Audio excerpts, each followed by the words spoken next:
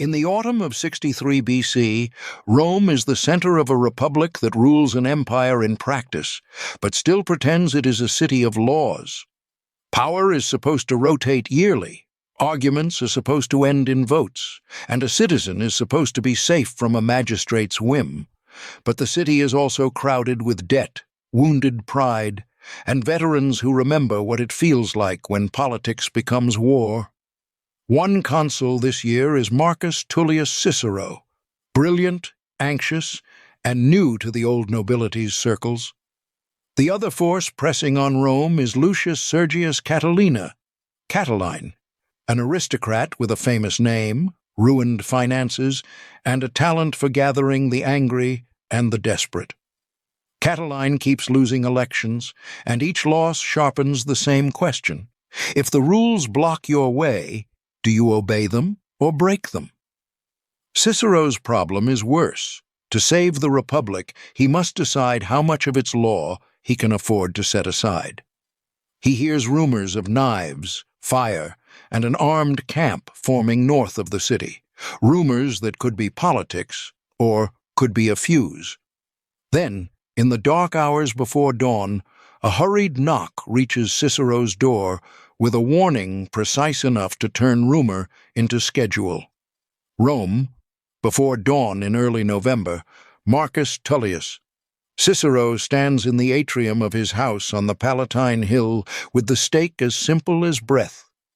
Live through the morning. The lamps are turned low, their smoke laying a thin film on the painted walls. Outside, the city is quiet in the way it gets only when the poor sleep and the rich are afraid to. Cicero has not slept. He is consul, but he is also a man without a great clan behind him, a new man in a city that remembers family names the way it remembers old grudges. His wife, Terentia, waits near the household shrine, listening for every sound from the street. A servant hurries in from the door, face pale, hands shaking. Someone insists on speaking to the consul.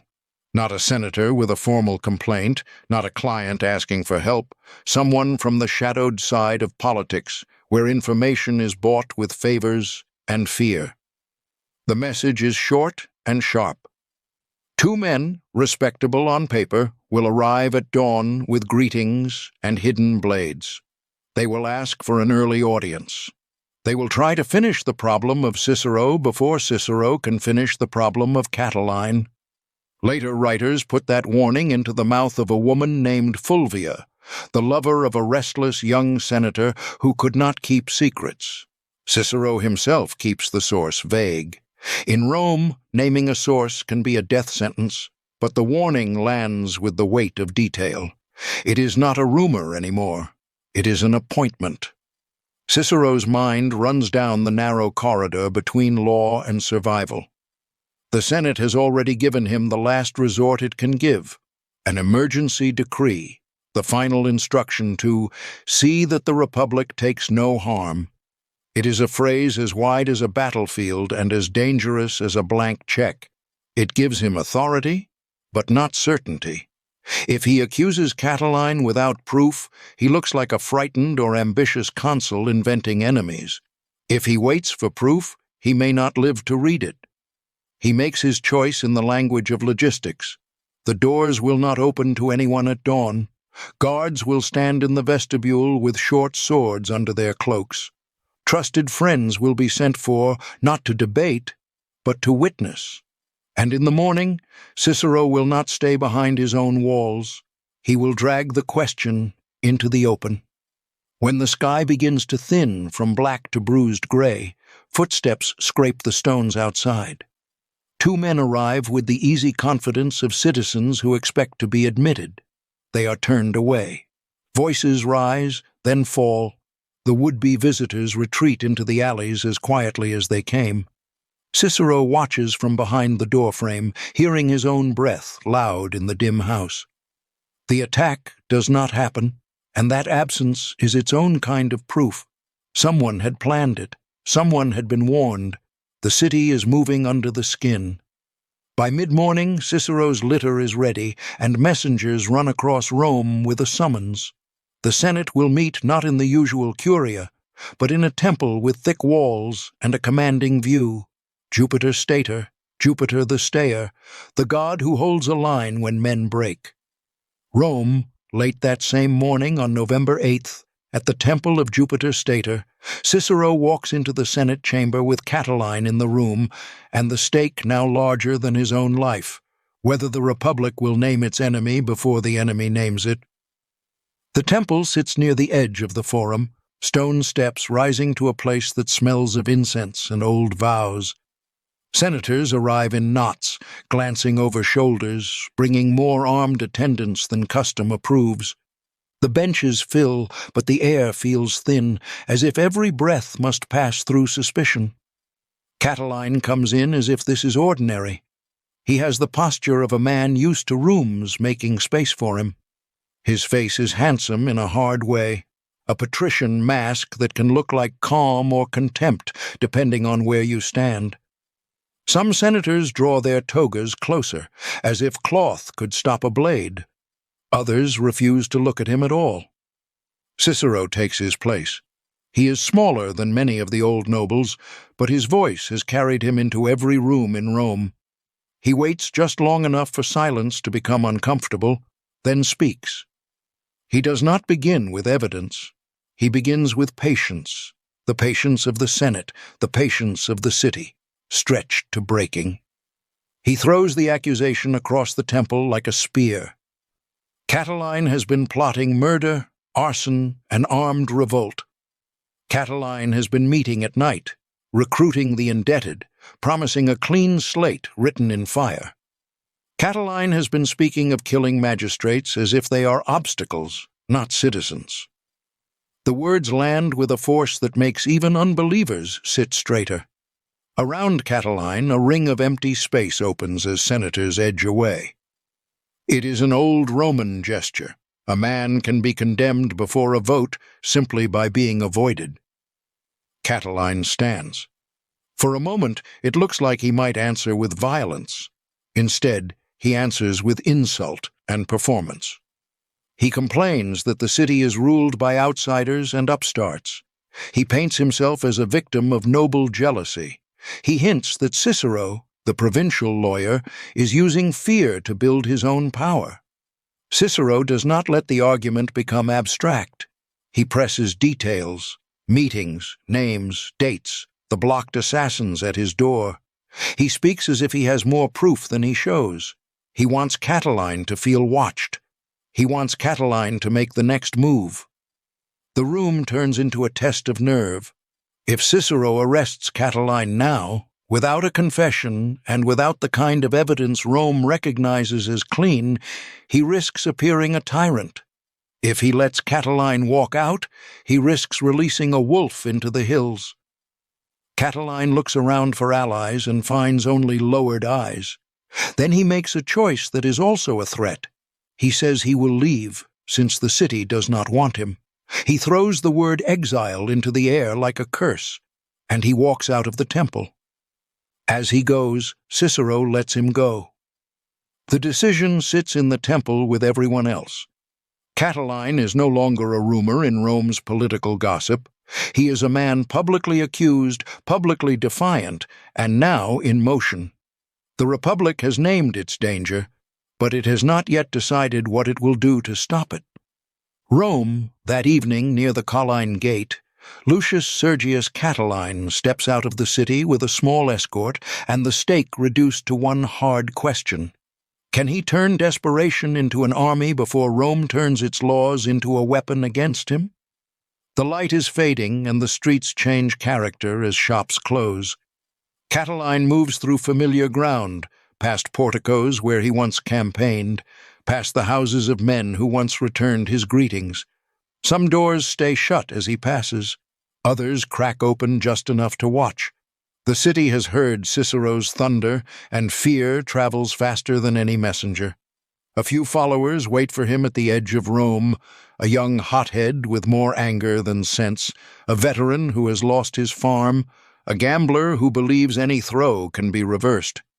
In the shadows behind them are others who do not come out. Respectable men, who will not be seen leaving the city at night, but who have left promises behind. Catiline's plan has always depended on timing. Inside Rome, conspirators will light fires and strike at the magistrates. Outside Rome, an armed force will rise in Etruria under a man named Manlius, a hardened centurion who knows how to drill men who have nothing left to lose. If both blades fall together, the Republic's defenses will split. But Cicero's speech has changed the rhythm. The city is awake. Guards are posted. Nervous senators are counting their clients like coins. Catiline can still pretend he is going to Massilia, to exile in a Greek city of polite distance. He can still play the wronged aristocrat leaving under insult, or he can step fully into rebellion and commit. At the gate, he pauses. Behind him, Rome is a black line of rooftops against the last of the sky. Ahead, the roads run into darkness and cold. He chooses the road north. His escort tightens around him, and they ride. The first night is bitter. The countryside smells of damp earth and wood smoke, and the villa lights on distant hills look like small, unreachable islands. At farmsteads, dogs bark and shutters close. Catiline rides on, toward men gathering under a flag of grievance and debt. Rome, the next day in the Forum, Cicero faces a restless crowd with the stake shifting again.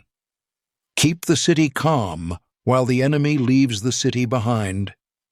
The Forum is not a single space but a swarm, sellers calling out fish and olives, advocates arguing on steps, veterans leaning on staves, senators moving like ships through a sea of lesser men.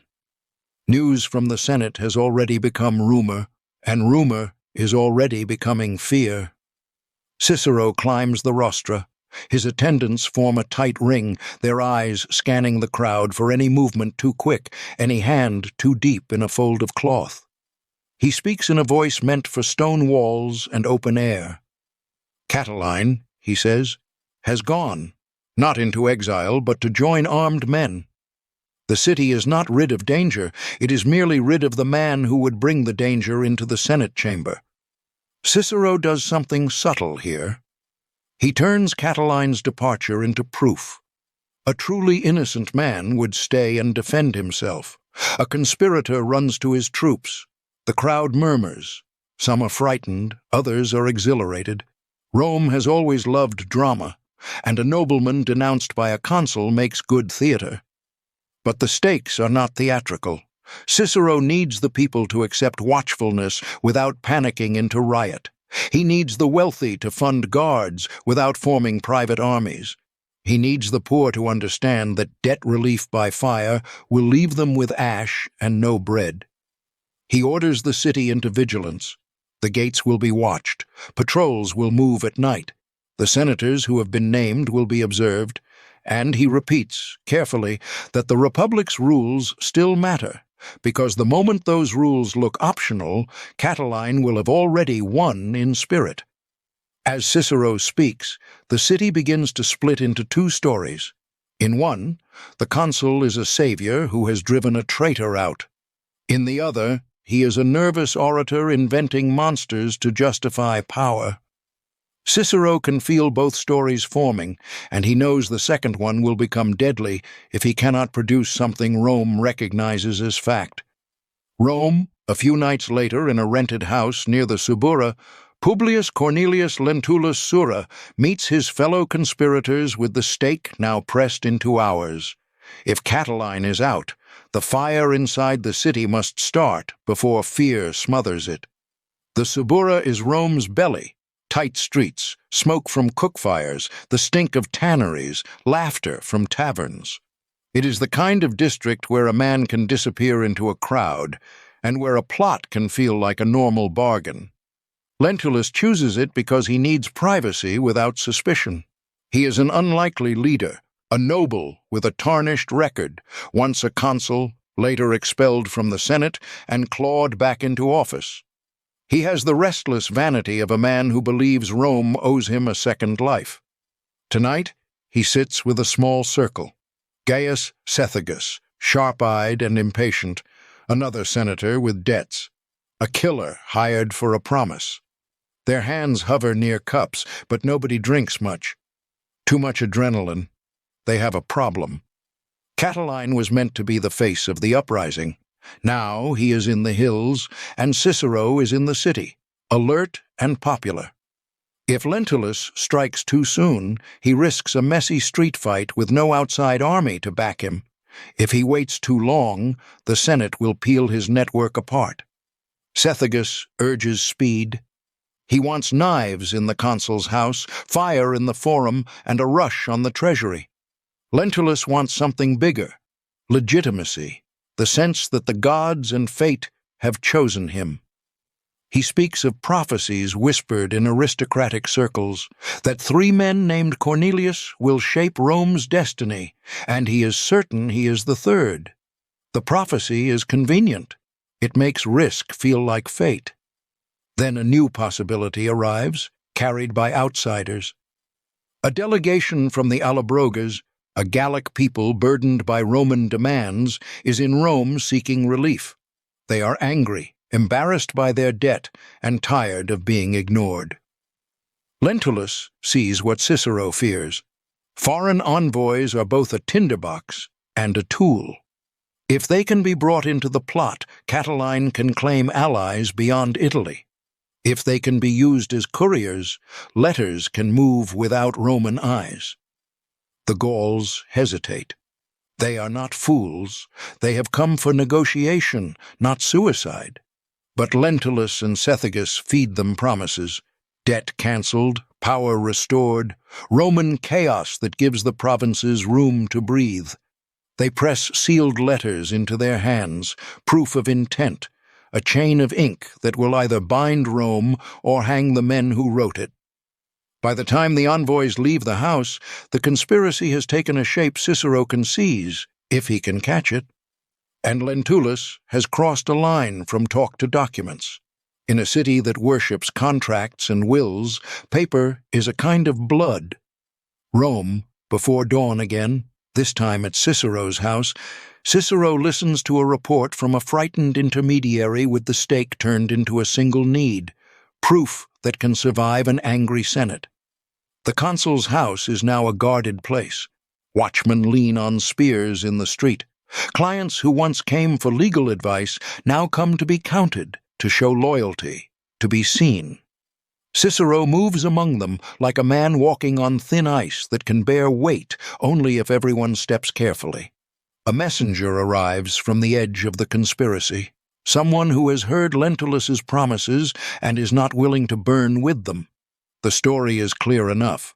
Gallic envoys have been recruited, letters have been written, and the plotters are so confident they are leaving seals on wax. Cicero's face stays calm, but his mind is already setting a trap. The Republic has weapons, votes, courts, public opinion, but all of them need time. Time is what he does not have. Saturnalia is approaching, the winter festival when rules loosen, masters eat with slaves, and the city's nights fill with noise. It is the perfect cover for arson and assassination. A conspiracy that waits for Saturnalia is a conspiracy that wants chaos. He calls in 2 men he trusts with force. The praetors, Lucius Valerius Flaccus and Gaius Pomptinus. They are not eloquent like Cicero, they are practical, and their loyalty matters more than their charm. Cicero tells them where to be and when. He tells them what to take and what not to spill. He wants arrests, not a street battle. The plan is simple, and that is why it might work. The Allobroges will be encouraged to pretend agreement.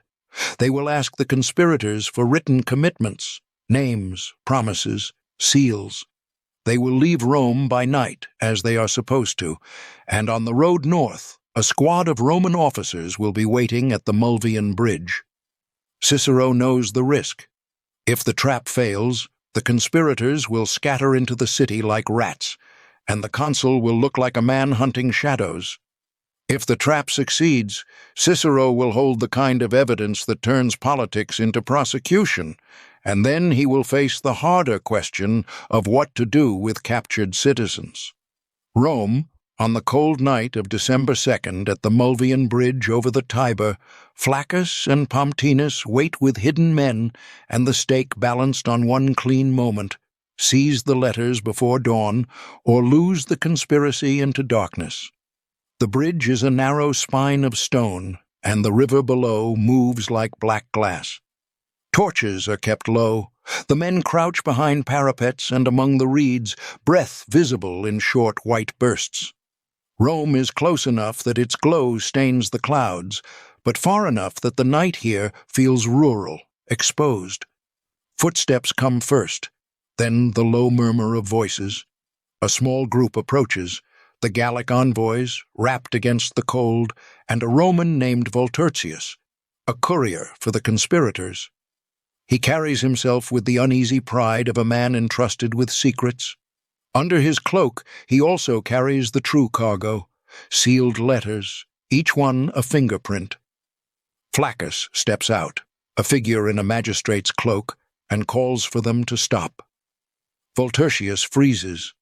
For a heartbeat, the only sound is the Tiber's slow push. Then Volturcius reaches toward his cloak, and the waiting men surge like a net thrown over fish. Hands seize wrists. A short sword flashes, not to kill, but to persuade. The Gallic envoys protest in their accented Latin, loudly enough that the situation looks like a misunderstanding. Flaccus does not allow misunderstanding. He orders the cloaks opened, the satchels searched. The letters appear. Wax seals pressed with familiar rings, names that belong to men who walk the forum in daylight. Volturcius goes pale. He tries for bravado and fails. Under the hard light of a torch, he understands what Rome does to couriers caught with treason. He starts talking before he is asked twice. The men are bound and turn back toward the city, toward Cicero's waiting house. Behind them, the bridge stands silent again, but the night has changed. An argument that was once speech and rumor is now ink, wax, and confession. Rome, at midday on December 3rd in the Temple of Concord, Cicero brings prisoners and letters before the Senate with the stake sharpened into a choice. Reveal everything and risk panic, or reveal too little and risk disbelief. The Temple of Concord sits like a promise beside the Forum, dedicated to harmony in a city that runs on rivalry. Today its name tastes like irony. Senators crowd the steps. Outside, citizens gather in thick knots, watching the doors as if waiting for a verdict on the city itself. Inside, Cicero stands with the captured envoys and Volturcius. The letters are laid out like weapons. The praetors who made the arrest stand nearby as witnesses. Cicero knows the Senate can forgive a consul who acts fast. It rarely forgives a consul who acts alone. He orders Volturcius to speak. The courier's voice shakes at first, then steadies as fear finds its rhythm. He names meetings, describes promises, and tells of a plan to raise fire and steel in the city, while Catiline brings an army down from Etruria. The Senate listens with the brittle stillness of men hearing their own nightmares given form. Then Cicero does the most dangerous thing in Roman politics. He names names. Lentulus is brought in, the praetor who hours ago walked as if he belonged to Rome's future. Cethegus is brought in, jaw clenched, eyes fierce. Another conspirator arrives with a face that tries to look bored. Cicero does not need a dramatic speech now. He needs procedure. He has the letters unsealed, the handwriting compared, the seals identified. The men cannot deny their own rings. One by one, under the weight of evidence, they crack. Lentulus admits enough to sink him. Cethegus, cornered, offers rage instead of denial. The Senate decrees that the conspirators will be held under guard, each assigned to a respected citizen's house, until the state decides what punishment fits men who tried to burn it. Outside, the crowd roars and sways as news leaks in fragments. Rome is not yet safe.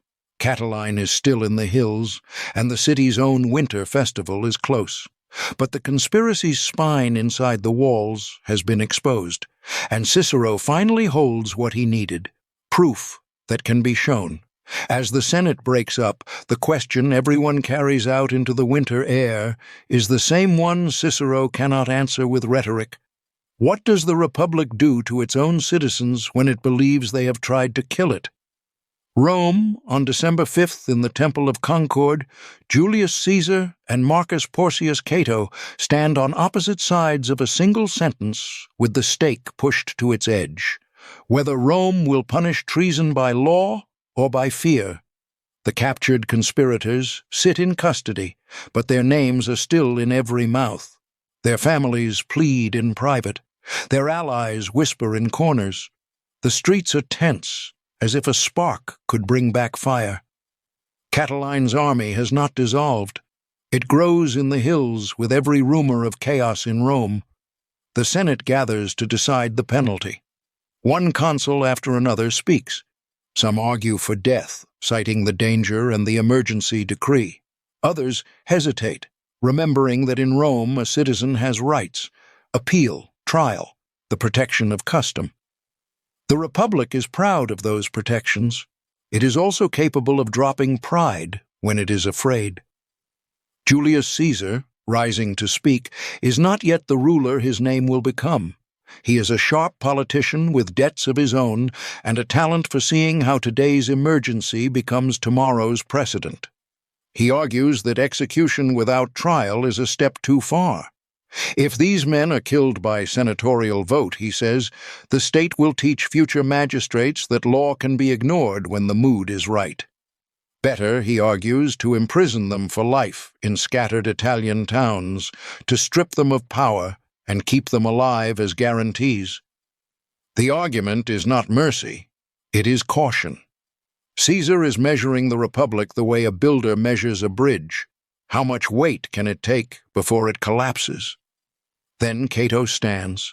He is younger, leaner, and harder, a man who treats virtue like an iron tool. He does not trust cleverness. He does not trust half measures. He sees delay as a luxury the Republic cannot afford.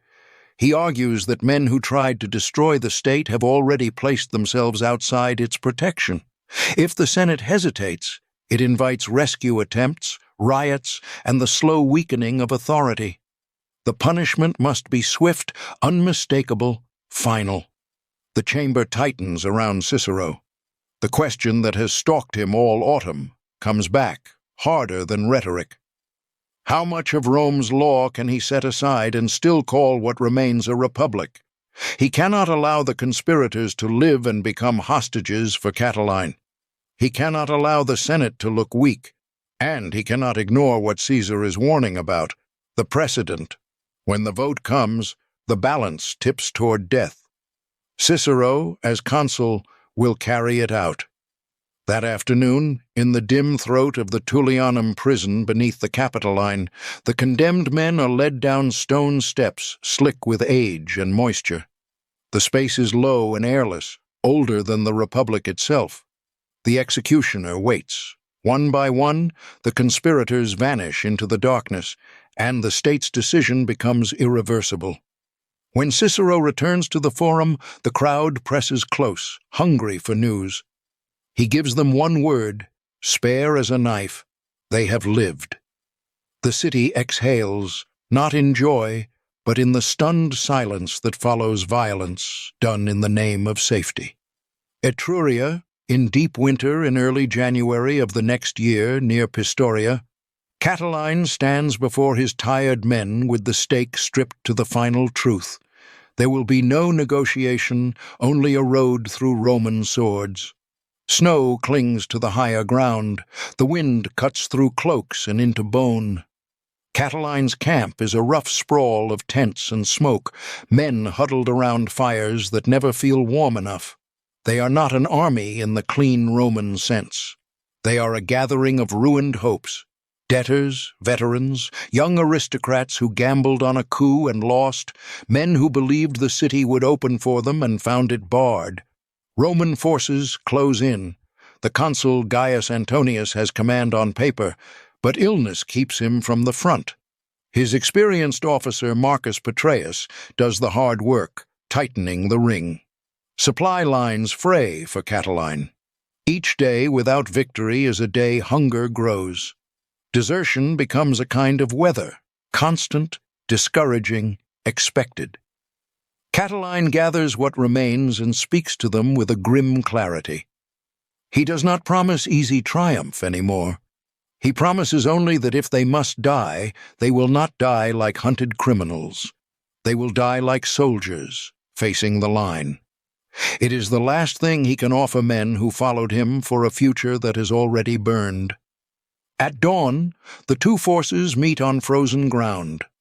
Roman standards rise, rigid against the pale sky. Catiline's men tighten their belts and grip their weapons with hands that are numb before the fighting even starts. There is no room for maneuver. The hills and Roman lines make a box. The clash is brutal and close. Roman discipline grinds forward like a machine, shields locking, short swords stabbing low.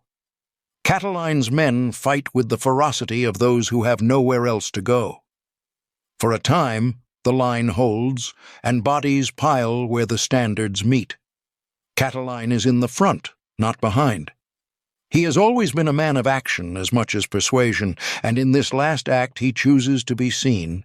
He drives himself into the thickest fighting, as if sheer will can cut a path back into the world of possibility. It cannot. The Roman line does what it is built to do. It absorbs the charge, breaks the edges, and closes. By afternoon, the field is littered with the bodies of men who wanted to overturn a state and instead were ground under it. Catiline falls among his own, close to where the fighting was hardest, his face turned toward the enemy. Rome, weeks later, in the bright cold of the Forum, Cicero hears praise that sounds like relief and feels the stake that does not leave him. Whether saving the Republic by bending its law has saved it at all. The city calls him savior. Some call him father of the fatherland. The words are heavy, and Cicero accepts them because he is human and because the Republic rewards what it needs. For a time, Rome is calm. The fires do not come. The knives do not find their targets. The Senate congratulates itself on having been decisive. But beneath the calm, the precedent settles like dust. Citizens have been executed without trial on a senatorial vote. An emergency decree has done what it was always meant to do, give the state force when it is afraid. And it has also shown how easily fear can widen authority. Cicero, who has spent his life inside speeches and statutes, begins to understand that the law is not only words, it is a habit of restraint. Once restraint is broken in the name of safety, restoring it is harder than breaking it. Years later, enemies will remind Rome of that day. A tribune with a talent for vengeance will turn the executions into a weapon against Cicero, arguing that a consul who kills citizens without trial is no guardian of liberty. The crowd that once applauded will listen, and Cicero will learn what it feels like to be praised as a savior and then treated as a criminal. The human cost of the Catiline conspiracy is not only the bodies on a winter field or the strangled men in an ancient cell. It is also the way trust erodes when the state decides that emergency is a reason to skip the old steps. Catiline tried to destroy the Republic from the outside with fire and swords. Cicero saved it from the inside by asking how much law he could spend to buy security, and paying with a coin that could never be unspent. Rome will face that bargain again and again in the generations to come. Each time, the temptation will be the same: to answer fear with shortcuts, to treat rights as luxuries, to call harshness virtue. The Catiline conspiracy endures because it is not only a failed coup, it is a republic learning, in real time, that the hardest enemy is not always the man with an army outside the walls, but the pressure that makes the guardians of law decide they can afford to set law aside.